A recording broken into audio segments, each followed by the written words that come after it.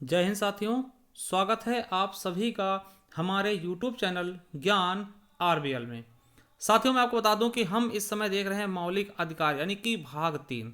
ठीक है, जो कि आर्टिकल 12 से लेकर के 35 तक जाता है। ठीक है, तो मौलिक अधिकार तक हम पहुंच चुके हैं दोस्तों। इसके पहले के वीडियो अगर आप देखना चाहते हैं या फिर आप संपूर्ण हिंदी किसी भी एग्जाम्स के लिए देखना चाहते हैं तो आपको डिस्क्रिप्शन में लिंक मिल जाएगा या फिर आप सीधा हमारे प्लेलिस्ट पे जाइएगा।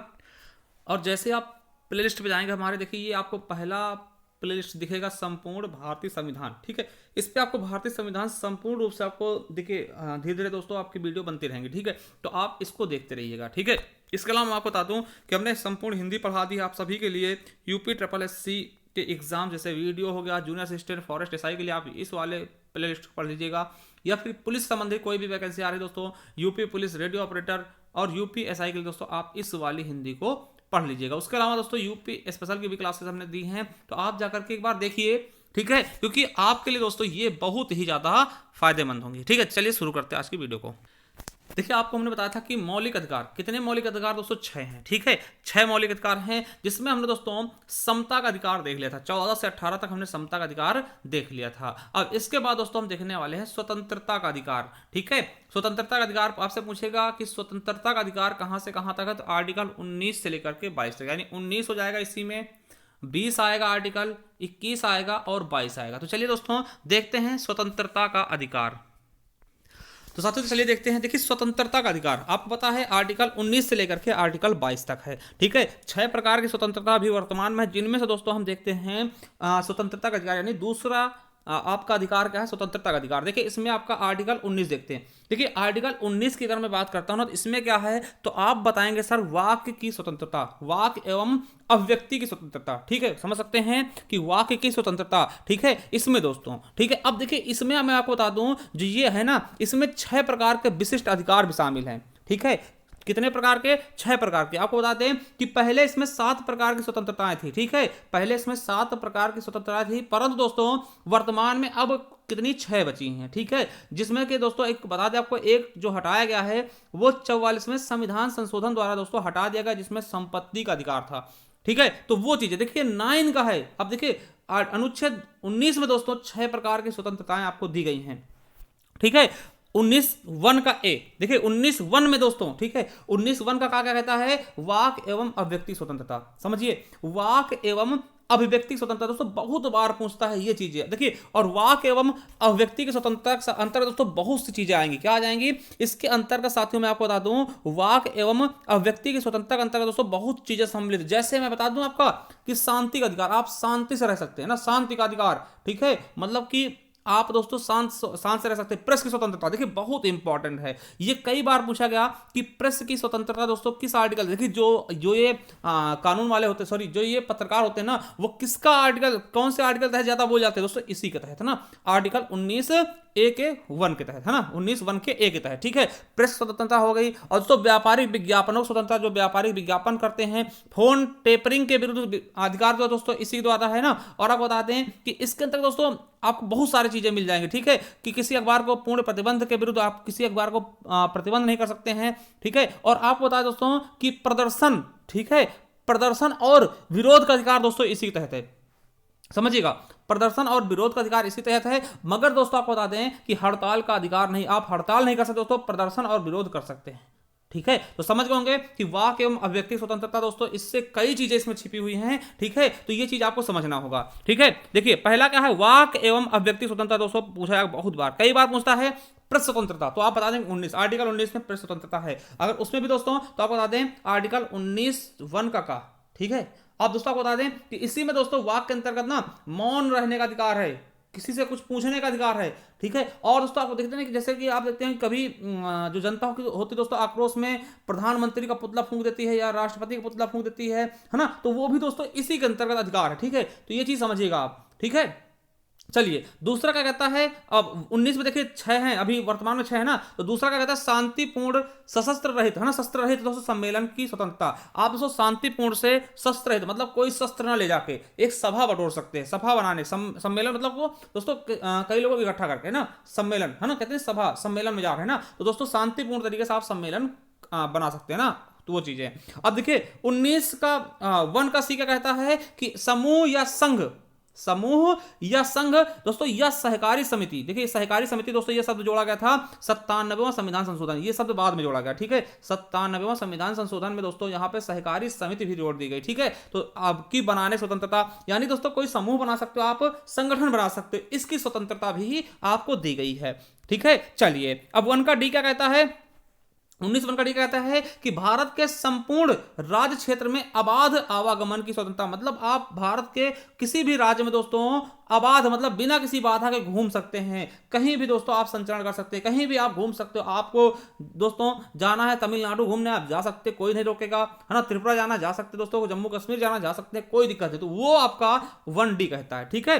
अब देखिए किसी भी भाग में निवास करने व बसने की स्वतंत्रता, मतलब किसी भी भाग में आप रह सकते हैं, मतलब भारत के किसी भी भाग में आप दोस्तों यूपी के हैं, दिल्ली में रहना चाहते हैं, दिल्ली में रहिए, निवास करिए, बस जाइए, कोई दिक्कत नहीं, ठीक है। तो ये चीज समझ रहे हैं कि 19 1 का ई कहता है, ठीक है। उसके अलावा दोस्तों आप कहीं निवास करने के बाद दोस्तों अगर आप कहीं संपत्ति खरीदना चाहते हैं ना तो संपत्ति खरीद सकते हैं ना, संपत्ति का अधिकार, ठीक है, संपत्ति का अधिकार, ठीक है। तो संपत्ति का अधिकार दोस्तों यहां से हटा दिएगा, ये देखिए जो खरीदने वाली है ना, ये चीज समझिएगा, इसे 44वें संविधान संशोधन द्वारा दोस्तों इसको हटा दिया गया। तो 1 का एफ दोस्तों जो है 19 1 का एफ दोस्तों ये हटा दिया गया, ठीक है। तो अब आपके 6 ही बचे। और दोस्तों लास्ट क्या कहता है 1G का कहता है कोई भी वृत्ति आजीविका या व्यवसाय करने की स्वतंत्रता, समझिएगा। इसका मतलब दोस्तों ये है कि ऐसा नहीं दोस्तों भारत, देखिए किसी को कुछ कहने वाली बात नहीं है, ठीक है, एक समझाने में बता रहा हूं। जैसे मान लिया कोई दोस्तों नाई है ना, क्या है, नाई है। अब उसका व्यवसाय जरूरी नहीं कि वो दोस्तों बाल ही काटे, ठीक है, बच्चों के, है ना, बाल काटे, ठीक है। वो दोस्तों कोई भी पेशा को मतलब ग्रहण कर सकता, कोई भी काम कर सकता, जरूरी नहीं कि वो बाल ही काटे। जैसे एक धोबी है दोस्तों, धोबी का वैसे दोस्तों व्यवसाय क्या होता है, कपड़ा धुलना, मगर दोस्तों ये चीजें ना करके वो और भी कोई पेशा कर सकता, और भी कोई चीजें कर सकता। तो ये चीज आप बिल्कुल समझ गए होंगे कि आपके ये क्या है 6 अधिकार। चलिए एक बार दोबारा दोहरा देते हैं, देखिए सिंपल सी बात बोल रहे हैं तो देखिए 19 का सॉरी ए क्या कहता है, तो ए कहता है अभिव्यक्ति, कोई भी चीज आप अभिव्यक्त कर सकते हैं, बोल सकते हैं ना। दूसरा क्या कहता है दोस्तों, अब देखिए बोलेंगे तो क्या होगा, आप अच्छा बोलते हैं दोस्तों सभा बटुरेगी, तो दूसरे में याद रखेंगे सभा। अगर आप अच्छा बोल सकते हैं तो दूसरे में क्या सभा बटुर जाएगी। अब सभा बटुर गई ना तो आप संगठन बना लेंगे दोस्तों, उसका क्या संगठन बना लेंगे ना, संगठन बना लेंगे। अब देखिए संगठन बन गया ना, तो संगठन बनने के बाद आप क्या करोगे दोस्तों कि पूरे देश में घूमोगे संगठन लेके, ठीक है। संगठन लेके क्या करोगे, पूरे देश में भ्रमण करोगे, यानी किसी भी राज्य क्षेत्र में आबाद है ना, तो संगठन अगर बन गया आपका तो भ्रमण करने का आप सोचेंगे, पूरे देश में चलते आपको दिखाते कितने लोग हमारे साथ जुड़े हुए हैं ना। अब देखिए आप भ्रमण कर रहे हैं तो आपको पता कहीं ना कहीं जैसे आप कहीं गए थक जाएंगे, कहीं ना कहीं निवास करेंगे ना, दोस्तों आपको पता है कि कहीं ना कहीं निवास करेंगे, या फिर बस जाएंगे कहीं, भैया चलो दिल्ली गए अब चलो यहीं थोड़ा रुक जाते हैं ना, तो यहाँ याद रखेंगे बसने की स्वतंत्रता, ठीक है, बसने या निवास करने के, वही निवास करोगे। आप देखिए निवास करोगे तो आपको जमीन लेनी पड़ेगी, जमीन तो याद रखेंगे संपत्ति लेनी पड़ेगी, संपत्ति का अधिकार उससे हटा देगा, मगर याद कर लेंगे क्रम में, है ना। आप देखिए संपत्ति ले ली, अब भैया संपत्ति ले लिया तो भाई घर खरीदा, उसके लिए दोस्तों आपको किस्त भी चुकानी पड़ेगी, जिसके लिए आपको कोई व्यवसाय करना पड़ेगा, है ना। एक क्रम में इस तरह से आप याद कर सकते हैं कि भैया पहले हम कुछ बोलेंगे, अच्छा लगेगा लोगों को, सभा उठेगी, सभा उठेगी, हम संगठन बना लेंगे। अब संगठन बन गया तो पूरे देश में हम घूमेंगे, ठीक है, यानी संचरण करेंगे। अब घूमेंगे कहीं ना कहीं थक जाएंगे दोस्तों, कहीं निवास करने सोचेंगे या फिर दोस्तों बस जाने सोचेंगे, तो बस गए दोस्तों, बसने के बाद हम क्या करेंगे दोस्तों, वहीं पे दोस्तों हम सोचेंगे कि हमारा घर हो जाए, संपत्ति खरीदने की कोशिश करेंगे। अब जब संपत्ति खरीद लेंगे ना तो संपत्ति देखिए आप ये तो हटा दिया गया, मगर याद रखिएगा एक क्रम से, है ना। अब दोस्तों संपत्ति खरीद लेंगे तो उसके बाद दोस्तों उसके पैसे भी चुकाने पड़ेंगे, यानी किस्त भरनी पड़ेगी, इसके लिए आपको व्यापार करना पड़ेगा, कुछ ना कुछ करना पड़ेगा, तो वो चीजें आप एक क्रम से लगा सकते हैं। तो दोस्तों ये है आपका 19, समझिएगा 19 1 है ना, 19 1 में कहा गया। अब देखिए 19 2 में कुछ कहा गया है, उसको भी ध्यान लीजिएगा, हम बता देते हैं, इसको लिखने की आवश्यकता आपको बिल्कुल नहीं है ना। तो 19 देखिए 19 2 में क्या कहा गया दोस्तों, अब देखिए ऐसा नहीं कि आपको ये सब चीजों पे छुट्टी मिले, मतलब कि छूट मिलेगी, आप कहीं भी मर्जी से, मतलब देखिए अधिकार तो है, मगर इस पे दोस्तों क्या कहा गया है कि जो सरकार है ना वो युक्ति युक्त निर्बंध, मतलब कि इस पे प्रबंध भी लगा सकती है। जैसे कि कभी मान लिया आपको बोलने स्वतंत्रता है, मगर दोस्तों ऐसी चीजें मत बोलिए कि भारत की संप्रभुता और अखंडता पे आंच आए, ठीक है। अगर आप भारत के खिलाफ बोलते हैं जिससे दोस्तों भारत के टूटने डर है, उसका संप्रभु होने डर है, तो दोस्तों आपके ये चीजें छीनी जा सकती हैं, ठीक है। दूसरा दोस्तों राज्य की सुरक्षा, अगर राज्य की सुरक्षा से लेकर के कोई मुद्दा है तब आप नहीं बोल सकते। लोक व्यवस्था में दोस्तों आप बाधा नहीं डाल सकते हैं, ठीक है। न्यायालय की अवमानना, अगर न्यायालय कोई चीज कहती है दोस्तों उसको नहीं कर सकते हैं। उद्दीपन है ना, अपराध उद्दीपन, किसी को दोस्तों प्रेरणा दे सकते हैं, गलत चीजें, मानहानि, शिष्टाचार, इन माध्यमों दोस्तों इसको क्या कर सकते हैं, इस पे प्रबंध लगाया जा सकता है, ठीक है। आप समझ गए होंगे बिल्कुल अच्छे से, तो ये चीज आप समझ लीजिएगा। देखिए वैसे तो इनको पढ़ोगे ना तो बहुत ज्यादा हो जाएगा दोस्तों, मगर आपको कुछ चीजें मतलब कि उसको संक्षिप्त में जाननी है। ठीक है, तो ये चीज बिल्कुल ऐसे समझ गए होंगे। चलिए अब दोस्तों देखते हैं आर्टिकल 20। ठीक है, आर्टिकल 20 क्या कहता है? अपराधों के दोष सिद्धि का अधिकार। एक चीज समझिएगा, अपराधों पे दोष सिद्धि का अधिकार। देखिए हमने बताया था कि दो ऐसे मौलिक अधिकार हैं जो कभी भी नष्ट नहीं होते। एक क्या है दोस्तों? आर्टिकल 20, और एक अभी इसके आगे पढ़ेंगे आर्टिकल 21। ये दोनों के दोनों कभी भी दोस्तों, क्या कभी भी दोस्तों आपके ये रद्द नहीं होंगे, इन पे कोई भी दोस्तों प्रतिबंध नहीं लगाया जाएगा। ठीक है, या फिर दोस्तों हम कह दें तो इनको दोस्तों समाप्त नहीं किया जा सकता। ठीक है, ये बिल्कुल से समझेंगे। चलिए अब आर्टिकल 20 क्या कहता है साथियों? अपराधों के दोष सिद्धि के संबंध में अधिकार। देखिए अब दोस्तों ऐसा कुछ भी कोई कानून हो, देखिए इसमें तीन चीजें आपको बताई गई। क्या तीन चीजें बताई गई हैं, उनके बारे में आप समझ लीजिए एकदम। मैं आपको बेसिक तरीके से बताऊंगा। ठीक है, इनको आपको समझने में आसानी, इसलिए मैंने दोस्तों इसको 3 लाइनों में लिखा है। 3 चीजें मुश्किल से इसमें बताई गई हैं। पहला क्या है कि अपराध के समय के कानून के अनुसार सजा। देखिए समझिए इसका मतलब क्या है। मान लो साथियों आज आपने कोई काम किया, मान लिया आज आपने कोई मर्डर कर दिया। देखिए करना मत, मैं समझा रहा हूं। ठीक है, मर्डर कर दिया दोस्तों, और आज आपके देखिए आज आपने मर्डर किया और आज तक दोस्तों कोई कानून था, ठीक है, कि आपको मर्डर करने के लिए 1 साल की सजा मिलेगी। 1 साल की सजा मिलेगी। ठीक है, 1 साल की सजा मिलेगी। अब देखिए आज आपने मर्डर किया, आज क्या कानून में था कि आज मतलब कि मर्डर करने की सजा 1 साल की होगी ना। अब देखिए आपका केस बहुत दिन से चल रहा। अब मान लिया दोस्तों 15 दिन बाद या 20 दिन बाद एक नियम आता है कि भैया जो भी मर्डर करेगा ना उसको दोस्तों फांसी दी जाएगी। ठीक है, फांसी दी जाएगी। तो साथियों ऐसा नहीं कि आपको फांसी दे दी जाएगी। क्यों? क्योंकि देखिए फांसी वाली सजा दोस्तों बाद में, और मर्डर हमने पहले किया था कि जिस दिन से आप वो काम करेंगे दोस्तों उसी के समय की सजा के अनुसार आपको सजा दी जाएगी। ऐसा नहीं कि भैया मर्डर आपने 6 महीने पहले किया था और आज पास हुआ है कि भैया आज से जो मर्डर करेगा, मतलब आज आ गया कि मर्डर की जुर्म जो है फांसी है, तो भैया आपको फांसी नहीं दी जाएगी। क्योंकि आपने जब अपराध किया था तब उसका दोस्तों जो दंड था वो मृत्युदंड नहीं, वो 1 साल की सजा थी। तो समझ गए कि मतलब अपराध के समय के कानून के हिसाब से ही सजा आपको दी जाएगी। ये 22-20 में कहा गया। ठीक है, और क्या कहा गया कि एक अपराध के लिए एक ही सजा। क्या? एक अपराध के लिए एक ही सजा। ऐसा समझिएगा, इसका मतलब क्या होता है कि मान लिया साथियों आपने कोई काम किया, मान लिया आपने किसी को मार दिया, है ना, मार दिया मतलब मर्डर कर दिया, समझिएगा, करना मत ऐसा है ना। तो आपने किसी का मर्डर कर दिया। अब दोस्तों आपका केस कहां गया? आपका केस गया दोस्तों कहां गया? निचली अदालत में ना। निचली अदालत में दोस्तों आपको पता है आपके जिला में। ठीक है, निचली अदालत में। अब दोस्तों निचली अदालत ने आपको सजा सुना दी भैया 2 साल की सजा। ठीक है, 2 साल की सजा हो गई। ठीक है, 2 साल की सजा हो गई, आपने सजा काट दिया। तो अब इसका मतलब नहीं कि ये देखिए अब उसको संतुष्ट ना हो, कहे भैया अब हम हाई कोर्ट जाएंगे। फिर हाई कोर्ट गए तो हाई कोर्ट ने कहा भैया 5 साल की सजा आप फिर काटिए। फिर दोस्तों यहां से बरी हुए आप, फिर दोस्तों वो चला गया सुप्रीम कोर्ट। सुप्रीम कोर्ट ने कहा भैया 4 साल की सजा और काटिए। तो ऐसा नहीं, मतलब एक चीज की सजा दोस्तों एक ही बार मिलेगी। अगर आप एक बार काट देते फिर दोस्तों उस पर दोबारा कोई सजा नहीं दी जाएगी। ठीक है, चलिए अगला है अपने विरुद्ध गवाही देने के लिए बाध्य नहीं। देखिए कभी भी दोस्तों ये वाली सजा देखिए बहुत इंपॉर्टेंट, अपने विरुद्ध गवाही देने के लिए कोई बाध्य नहीं कर सकता। जैसे आप देखते दोस्तों पुलिस वालों, जैसे पुलिस वाले पकड़ जाते ना, आपको पकड़ ले जाएंगे और आपको इतना मारेंगे ना, आप अगर मर्डर नहीं भी किए होंगे ना तो कहें साहब हम किए हैं। ठीक है, क्यों? क्योंकि मार के डर से। इसलिए मैं आपको बता दूं कि अपने विरुद्ध कोई गवाही नहीं दिलवा सकता दोस्तों। और आपको बता दें कि पुलिस द्वारा ली गई गवाही मान्य नहीं होती दोस्तों। ठीक है, अब देखिए कोई भी अगर आपको पकड़ के पुलिस ले आती है ना, देखिए मैं बताता हूं, पकड़ के पुलिस ले आती है, आपको मारती है, आप कबूल कर लो भैया हम ही ने मारा। ठीक है, और आप देखिए वो चीजें वो रिकॉर्ड करेंगे। अब देखिए जब आप जज के पास जाते हैं ना तो वहां बोल दीजिए सर कि हमको इन्होंने बहुत मारा इसलिए हमने कबूल लिया, अन्यथा हमने ये काम नहीं किया है ना। तो यानी कि आपको गवाही के विरुद्ध, अपने विरुद्ध है ना, कि भैया आप खुद बताओ अपने विरुद्ध कि हाँ हमने मर्डर किया, ऐसा कोई भी बात नहीं कर सकता दोस्तों कि आप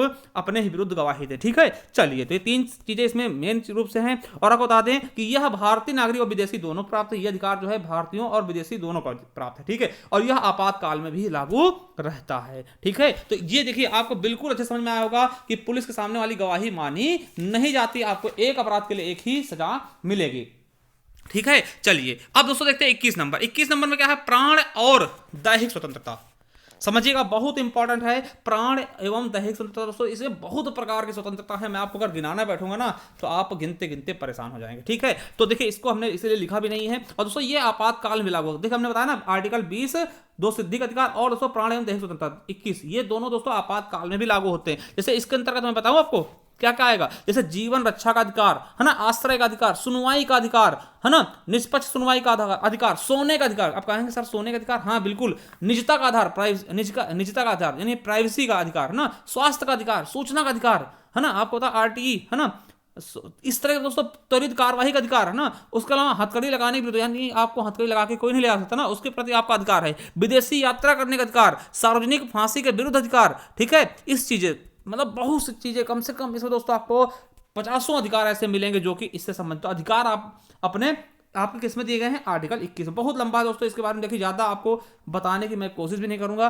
क्योंकि ये आपको बहुत लंबा ले जाएगा। ठीक है, तो बस जो चीजें हैं आपको ये याद रखना है कि कोई भी अधिकार, प्राण एवं दैहिक स्वतंत्रता संबंधी अधिकार जो है दोस्तों सब इसी में है। ठीक है, किसमें है? इसी में। देखिए आपको गरिमापूर्ण मरने का अधिकार भी है ना, निष्क्रिय इच्छा मृत्यु। ठीक है, समझ रहे हैं ना? तो ये चीज आप बिल्कुल समझिएगा।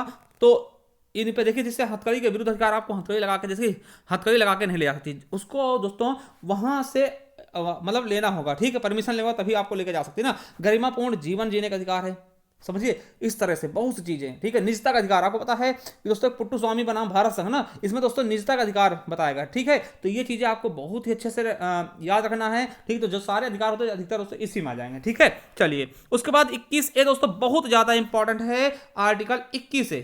ठीक है, 21 से याद कि ए लगा, इसका मतलब बाद में जोड़ा गया। और कब जोड़ा गया मेरे साथियों? याद रखेंगे 86वां संविधान संशोधन 2002 द्वारा।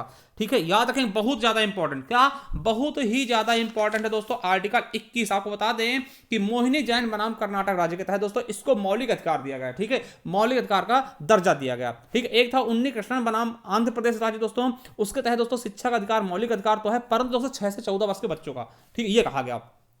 ठीक है, याद रखेंगे दोस्तों। तो ये चीजें जोड़ी गई कब? 21A में जोड़ी गई दोस्तों। ठीक है, कब जोड़ी गई? 86वां संविधान संशोधन 2002 द्वारा। आपको याद होगा कि मौलिक कर्तव्य भी दोस्तों 11वां जोड़ा गया था ना इसी दिन।